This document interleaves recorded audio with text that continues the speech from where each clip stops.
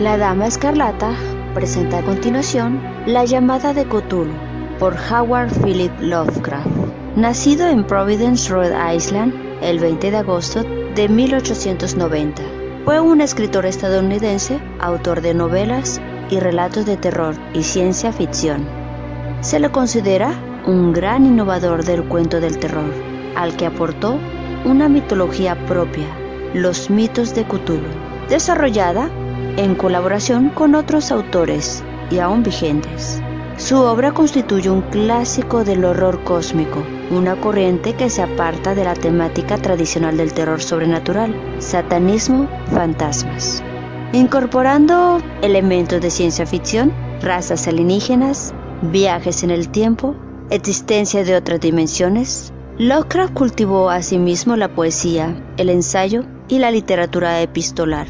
Se lo considera uno de los autores más influyentes del siglo XX en el género de la literatura fantástica. A continuación, estaré presentando la siguiente obra, El llamado de Cthulhu. Lo dividiré en 3 partes. La primera, el bajorrelieve de arcilla. A continuación, con ustedes.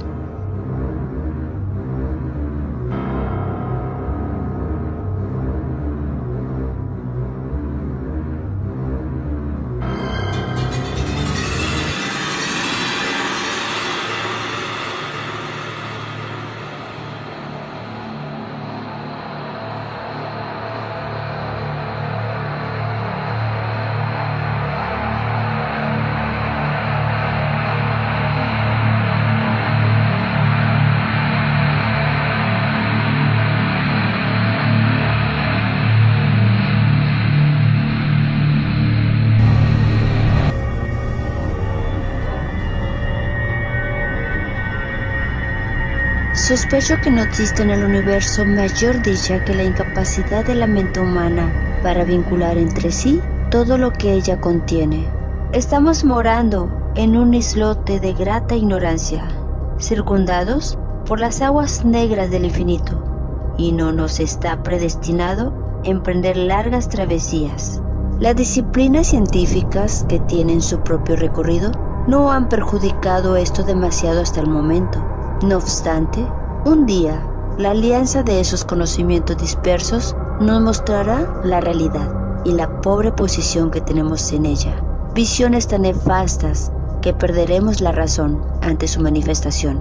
O bien, escaparemos de esa iluminación ominosa para resguardarnos en la calma y la seguridad de ese nuevo periodo de oscuridad. La magnífica grandeza del ciclo cósmico en el que nuestro planeta y nuestra especie no son otra cosa que pequeños episodios ha sido vislumbrada por ciertos teósofos. Han mencionado extrañas supervivencias de un modo tal que nuestro torrente sanguíneo se paralizaría si éste no estuviese protegido por un leve optimismo. No obstante, no han sido ellos los que me brindaron la dilucidación fugaz de esas virtudes veladas, cuya reflexión me hace estremecer y cuyo sueño me hace perder la razón.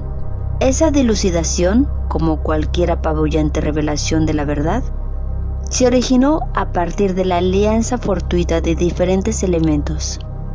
Particularmente en este caso, un artículo de un viejo periódico y las anotaciones de un difunto profesor. Añoro que nadie más pueda lograr esta alianza. Yo, verdaderamente, si sobrevivo, no sumaré voluntariamente otro eslabón a una cadena tan ominosa. Por otro lado, sospecho que el profesor había decidido no dar a conocer lo que sabía, y que si no hubiese dejado de existir en una forma tan abrupta, hubiera hecho desaparecer sus anotaciones.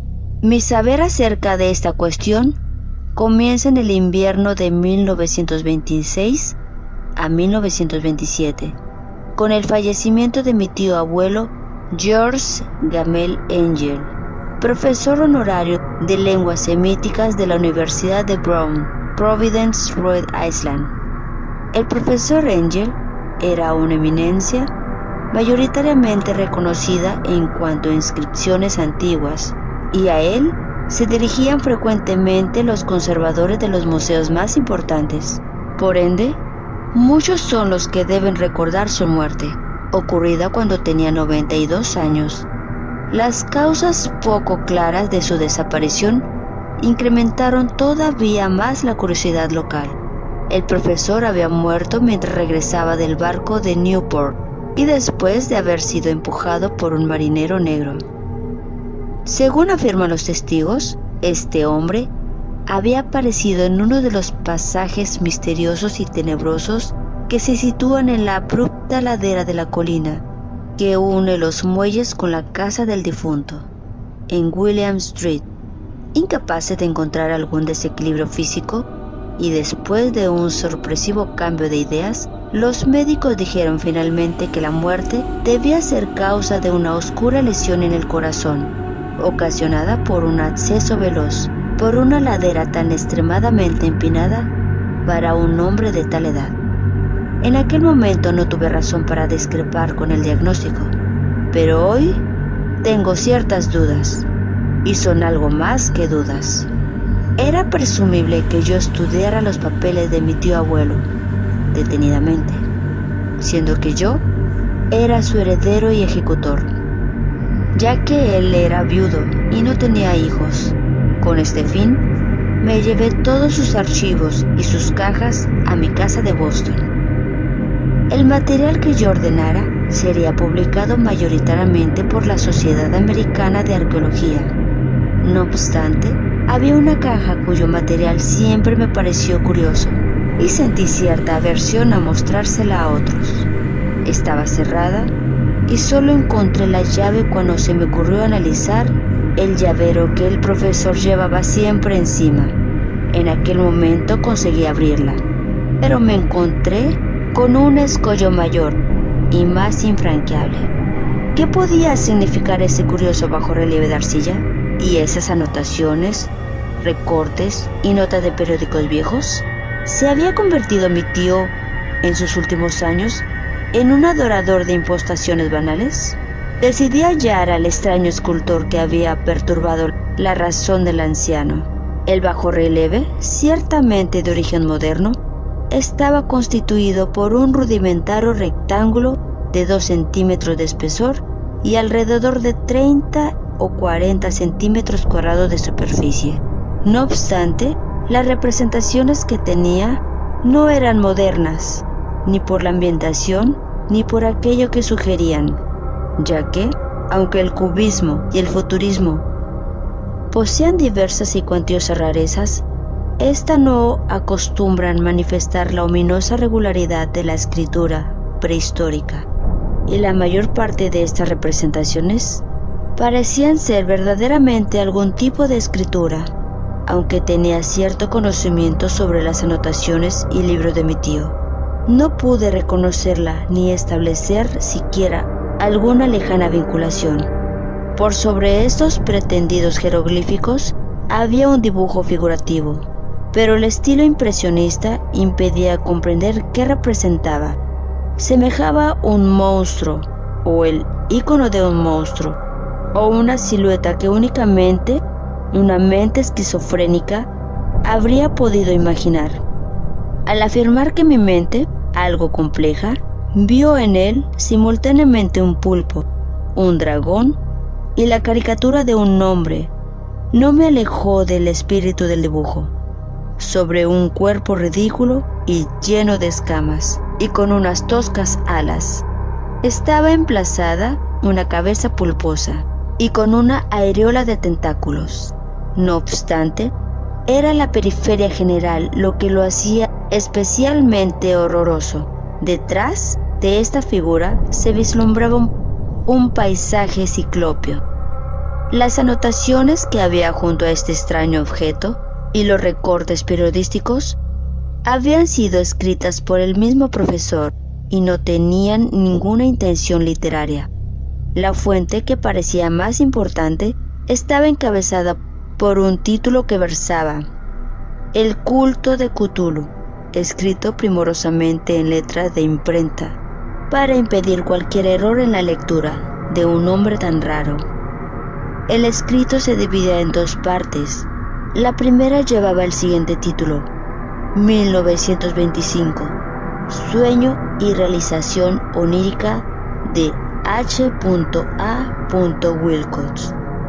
Thomas Street 7, Providence, Rhode Island, R.I. Y la segunda, informe del inspector John R. Lagris, Bienville Street 121, New Orleans, a la Sociedad Americana de Arqueología, 1928. Notas de sí mismo y del profesor Webb.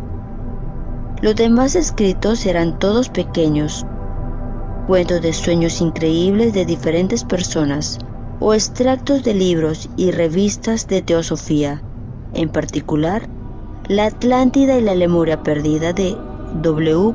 Scott Elliot, y el resto se trataba de glosas acerca de la supervivencia de sociedades y cultos secretos, con alusión a frases de ensayos mitológicos y antropológicos como La rama dorada de Fraser y el culto de las brujas en Europa Occidental, de la señorita Murray.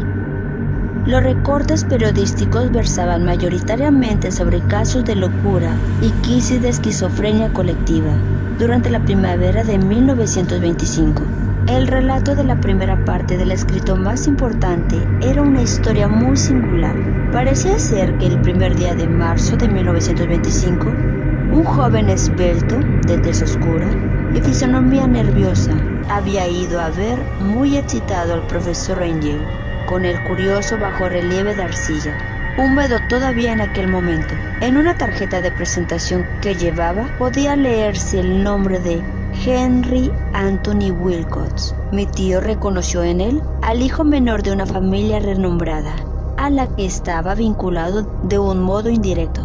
El joven Wilcox, que se dedicaba hacía tiempo a estudiar dibujo en la Escuela de Bellas Artes de Rhode Island y que vivía en el Hotel Fleur de Lis, cercano a ese establecimiento, era un adolescente precoz, de un talento indiscutible, pero algo extraño. Las historias y los sueños extravagantes que solía relatar con fruición desde pequeño había hecho concentrar la atención en él. Él se autocalificaba como hiperperceptivo físicamente. No obstante, las personas serias de la antigua ciudad comercial lo consideraban simplemente extraño. Nunca había intimado con los de su clase y lentamente se había ido apartando de todo evento social. En aquel momento solo era conocido por algunos artistas de otras ciudades. La Asociación Artística de Providence lo había desdeñado, deseando proseguir con su línea conservadora. Según el escrito en aquel encuentro, el artista había solicitado imperiosamente la ayuda de los conocimientos arqueológicos del profesor para descifrar los jeroglíficos. Este joven se expresaba de un modo irreverente y artificioso, que no permitía ninguna simpatía. Mi tío le respondió discretamente, dado que la escasa longevidad de aquella tabla denotaba que no había vinculación con la disciplina arqueológica, lo que Wilcox dijo a su vez que debió ser demasiado impresionante para que mi tío lo transcribiera punto por punto. Tuvo ese ímpetu poético que era propio de su discurso. Ciertamente es nueva, dijo, pues la tallé anoche mientras soñaba con comarcas extrañas. Sueños que son más antiguos que la reflexiva Tiro, la atenta Esfinge o incluso Babilonia, rodeada de jardines. Entonces comenzó a relatar una historia confusa que súbitamente despertó un recuerdo en mi tío. El anciano se sintió vehementemente interesado. Se había producido un pequeño sismo la noche anterior, el más intenso de los que había ocurrido en New England los últimos años, que había perturbado seriamente la imaginación de Wilcox. Estando en su casa, vio en sueños, por primera vez en su vida, comarcas ciclópeas de enormes bloques de piedra y gigantescas esculturas ominosas de un horror palpitante que resonaban en un limbo de color verde. Las paredes y las columnas estaban cubiertas de jeroglíficos y del fondo de la tierra, desde algún sitio impreciso, salía una voz que no era exactamente una voz, más bien una percepción extraña, que únicamente la imaginación podía interpretar como sonidos. y que él trató de traducir a través de esta unión de letras casi impronunciable. Cthulhu Tang. Esta mixtura de letras fue la clave del recuerdo que alteró y emocionó al profesor Angel. Entonces inquirió al artista con una curiosidad científica y analizó frenéticamente el bajorrelieve que el joven había tallado en sueños, enfundado en su ropa de dormir y tiritando de frío. Mi tío, según dijo más tarde Wilcox, responsabilizó a su edad avanzada el no haber recordado rápidamente los jeroglíficos y el dibujo.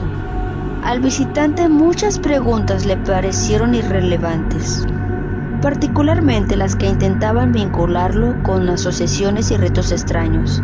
Y además, Wilcox no entendió por qué mi tío le aseguró muchas veces que no lo delataría si confesaba pertenecer a una de esas sectas paganas o místicas. Finalmente, cuando el profesor se convenció de que Wilcox desconocía verdaderamente cualquier ritual o disciplina secreta, le solicitó que no dejara de informarle acerca de sus sueños. Esta solicitud tuvo su respuesta, pues el escrito relata, después de aquella primera entrevista, visitas diarias del joven y describe sus inigualables visiones nocturnas, donde habitualmente se veían edificaciones ciclópeas, de piedra, oscuras y húmedas, y una voz o entidad subyacente que expresaba incesantemente algo incomprensible en llamadas abstrusas y resonantes. Los dos sonidos que se repetían mayoritariamente eran los representados por las palabras Cthulhu y Relay. De acuerdo con el escrito, el 23 de marzo, Wilcox no concurrió a la entrevista. Una averiguación realizada en el hotel dio cuenta de que había sido afectado por una fiebre de origen ignoto y que había sido llevado a Waterman Street, a casa de sus padres.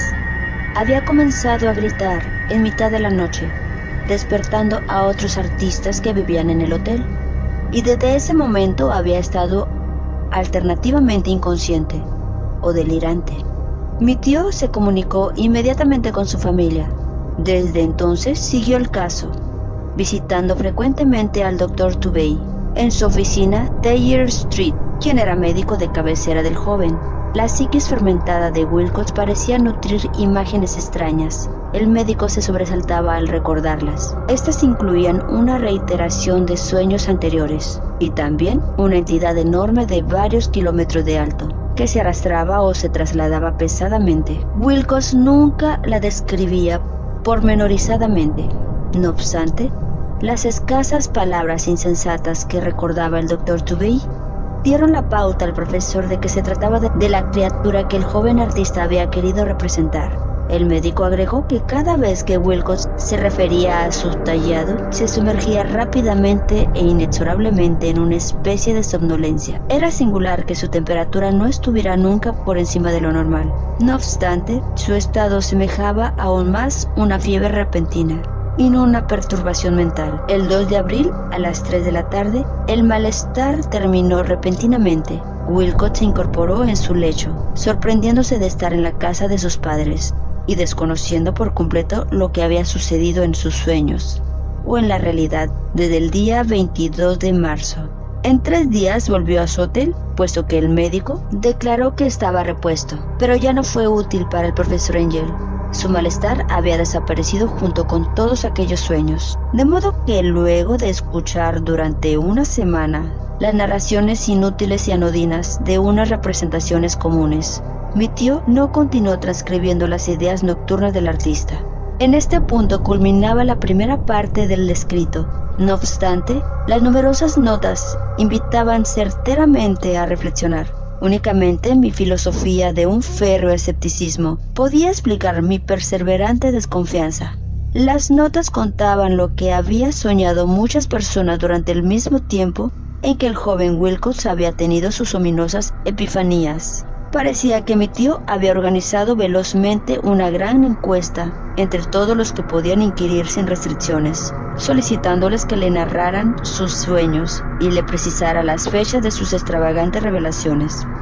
Las respuestas fueron diversas, pero el profesor recibió muchas más que las que hubiera conseguido cualquier otro sin la colaboración de un secretario. Aunque no conservaba las cartas originales, las notas conformaban un resumen completo y eficaz.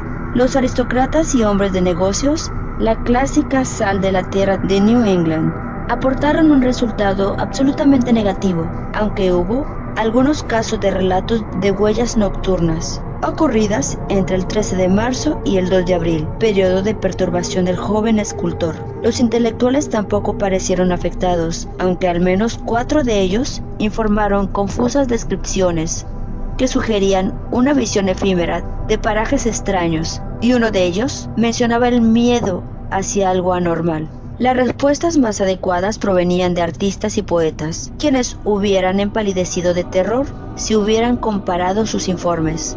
Debido a que faltaban los originales, me vi inclinado a pensar que el compilador había hecho preguntas intencionadas o había deformado el texto para ver efectivamente lo que quería ver. Por eso, sostuve que Wilcox había estado mintiéndole a mi tío, en virtud de conocer los documentos que él había juntado. La respuesta de los artistas daban cuenta de una historia muy inquietante.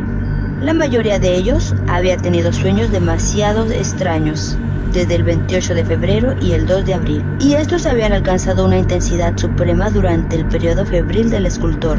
Un cuarto de estos artistas mencionaba ruidos y escenarios semejantes a los que Wilcox había descrito, y algunos admitían su pánico ante una criatura ignota y gigantesca. Había un caso particularmente lamentable, que las anotaciones contaban con especial ímpetu. Era el caso de un arquitecto muy célebre, proclive al esoterismo y a la teosofía, que había enloquecido la noche en la que llevaron al joven Wilcox a casa de sus padres, y que murió meses después, pidiendo desesperadamente que lo pusieran a salvo de algún ser salido del Averno. Si mi tío no hubiese eliminado los nombres de estos casos, transformándolos en números, yo hubiera podido hacer mi propia investigación, de modo tal que, dado el estado de las cosas, solo pude encontrar a pocos de ellos. Los que hallé, sin embargo, corroboraron las anotaciones de mi tío. Hubiera querido saber muchas veces si todos los que habían inquirido el profesor Angel habrían estado tan intrigados como los de este grupo. Yo jamás le di explicaciones, y creo que es mejor de este modo. Los recortes periodísticos versaban, tal como ya he mencionado, acerca de casos de esquizofrenia, rarezas y manías ocurridos en ese periodo. El profesor Angel debió haber acudido a una agencia de recortes, ya que estos eran maravillosamente cuantiosos, y por otro lado, procedían de todas partes del mundo. Uno de ellos relataba un suicidio durante la noche. Se trataba de un hombre que se había arrojado por la ventana luego de estremecerse en un horrible alarido. Un fanático anunciaba en una oscura carta al responsable de un periódico norteamericano que se avecinaba, según sus visiones, un futuro ominoso. Un corresponsal de California informaba que una colonia teosófica había iniciado el uso de unos atuendos blancos ante la inminencia de un suceso glorioso que nunca ocurriría, mientras que ciertas noticias de la India contaban discretamente una profunda perturbación de los nativos, ocurrida hacia finales de marzo. En Haití se habían multiplicado las orgías vudúes, y en África se hablaba de unos cánticos incomprensibles. En Filipinas, los agentes norteamericanos habían tenido ciertos problemas con las tribus nativas, y en Nueva York, el 22 de marzo, habían sido perturbados por revueltas de histeria. En el oeste de Irlanda también circularon extrañas habladurías, y un pintor llamado Ardois Bonnot mostró en 1926 un paisaje de sueño de tinte sacrílego en el Salón de Primavera de París. A su vez, los disturbios acaecidos en las clínicas psiquiátricas fueron tantos que únicamente un hecho milagroso pudo negarle a los médicos la intuición de semejanzas y conclusiones repentinas. Ciertamente, era una extraña colección de recortes. Solo hoy comprendo duramente el racionalismo exacerbado que me llevó a hacerlas a un lado. No obstante, me convencí de que Wilcox había sabido por el profesor de los sucesos ocurridos con anterioridad.